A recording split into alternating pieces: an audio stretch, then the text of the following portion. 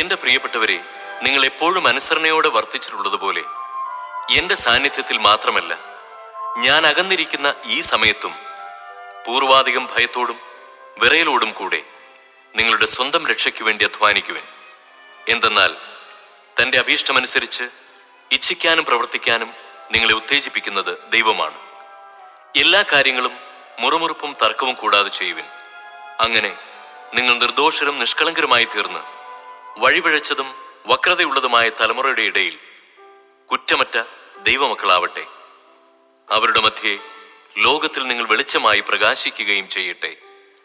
നിങ്ങൾ ജീവന്റെ വചനത്തെ മുറുകെ പിടിക്കുവിൻ. അപ്പോൾ ഞാൻ ഓടിയതും അധ്വാനിച്ചതും വ്യർത്ഥമായില്ലെന്ന് ക്രിസ്തുവിന്റെ ദിനത്തിൽ എനിക്ക് അഭിമാനിക്കാം.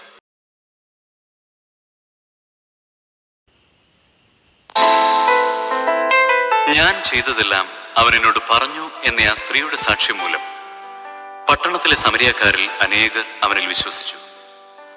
ആ സമരിയക്കാർ അവന്റെ അടുത്ത് വന്ന് തങ്ങളോടൊത്ത് വസിക്കണമെന്ന് അവനോട് അപേക്ഷിക്കുകയും അവൻ 2 ദിവസം അവിടെ താമസിക്കുകയും ചെയ്തു. അവന്റെ വചനം ശ്രവിച്ച മറ്റു പലരും അവനിൽ വിശ്വസിച്ചു. അവർ ആ സ്ത്രീയോട് പറഞ്ഞു, ഇനിമേൽ ഞങ്ങൾ വിശ്വസിക്കുന്നത് നിന്റെ വാക്കുമൂലമല്ല. കാരണം ഞങ്ങൾ തന്നെ നേരിട്ട് ശ്രവിക്കുകയും ഇവനാണ് യഥാർത്ഥത്തിൽ ലോകരക്ഷകൻ എന്ന് മനസ്സിലാക്കുകയും ചെയ്തിരിക്കുന്നു.